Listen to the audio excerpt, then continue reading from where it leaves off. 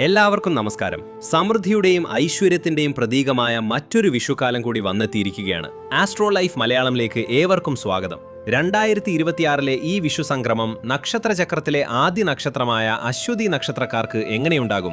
ഫലങ്ങളിലേക്ക് കടക്കുന്നതിനു മുൻപ് അശ്വതി നക്ഷത്രക്കാരുടെ പൊതുവായ ചില പ്രത്യേകതകൾ നാം അറിഞ്ഞിരിക്കണം.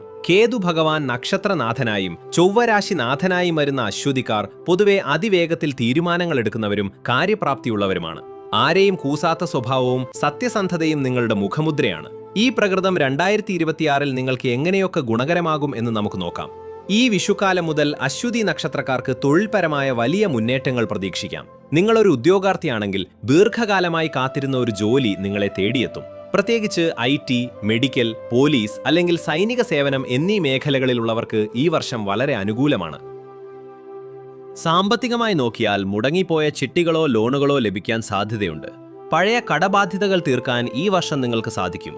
ഭൂമി ഇടപാടുകളിൽ നിന്ന് അപ്രതീക്ഷിത ലാഭമുണ്ടായേക്കാം.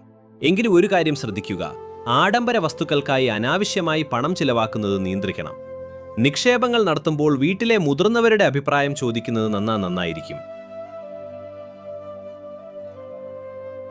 കുടുംബജീവിതത്തിൽ സമാധാനപരമായ അന്തരീക്ഷമായിരിക്കും. മക്കളുടെ വിവാഹകാര്യത്തിലോ പഠനകാര്യത്തിലോ ഉണ്ടായിരുന്ന തടസ്സങ്ങൾ നീങ്ങും. പ്രണയിക്കുന്നവർക്ക് അനുകൂലമായ മറുപടി ലഭിക്കാൻ സാധ്യതയുള്ള സമയമാണിത്. പക്ഷേ ചൊവ്വയുടെ സ്വാധീനമുള്ളതുകൊണ്ട് നിങ്ങളുടെ വാക്കുകൾ ചിലപ്പോൾ കടുപ്പമേറിയതാകാം. ഇത് പ്രിയപ്പെട്ടവരുമായി ചെറിയ പിണക്കങ്ങൾക്ക് കാരണമായേക്കാം. അതുകൊണ്ട് സംസാരിക്കുമ്പോൾ അല്പം സംയമനം പാലിക്കുക. ആരോഗ്യത്തിന്റെ കാര്യത്തിൽ അമിതമായ ജോലിഭാരം കാരണം തലവേദനയോ കണ്ണിന് ആയാസമോ അനുഭവപ്പെടാം. കൃത്യസമയത്ത് ആഹാരം കഴിക്കാനും ഉറങ്ങാനും ശ്രദ്ധിക്കണം. ഈ വർഷത്തെ പ്രധാന കാലഘട്ടങ്ങൾ നോക്കിയാൽ ചിങ്ങം മുതൽ വൃശ്ചികം വരെയുള്ള മാസങ്ങൾ നിങ്ങൾക്ക് ഏറ്റവും കൂടുതൽ നേട്ടങ്ങൾ നൽകുന്ന സമയമാണ്. ഈ കാലയളവിൽ പുതിയ സംരംഭങ്ങൾ തുടങ്ങാം. എന്നാൽ ധനുമാസത്തിൽ സാമ്പത്തിക ഇടപാടുകളിൽ അല്പം ജാഗ്രത വേണം. വിദേശത്ത് പോകാൻ ആഗ്രഹിക്കുന്നവർക്ക് മീനമാസത്തോടുകൂടി അനുകൂലമായ ഫലങ്ങൾ ലഭിച്ചു തുടങ്ങും. വരാവുന്ന തടസ്സങ്ങൾ നീങ്ങാൻ ചില ലളിതമായ പരിഹാരങ്ങൾ ചെയ്യേണ്ടതുണ്ട്. എല്ലാ ചൊവ്വാഴ്ചയും സുബ്രഹ്മണ്യസ്വാമിക്ക് പനിനീർ അഭിഷേകം നടത്തുന്നത് ഉത്തമമാണ്.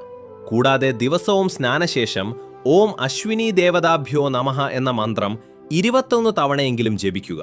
ഗണപതി ഭഗവാന് കറുതമാല സമർപ്പിക്കുന്നത് കേതുദോഷങ്ങൾ അകറ്റാൻ സഹായിക്കും. ഈ വീഡിയോ നിങ്ങൾക്ക് ഉപകാരപ്പെട്ടു എന്ന് കരുതുന്നു. നിങ്ങളുടെ നക്ഷത്രം ഏതാണെന്ന് താഴെ കമന്റ് ചെയ്യുക. ജ്യോതിഷ സംബന്ധമായ കൂടുതൽ അറിവുകൾക്കായി ആസ്ട്രോ ലൈഫ് മലയാളം സബ്സ്ക്രൈബ് ചെയ്യാൻ മറക്കരുത്. എല്ലാവർക്കും ഒരിക്കൽ കൂടി ഹൃദയം നിറഞ്ഞ വിഷു ആശംസകൾ നേരുന്നു. നന്ദി.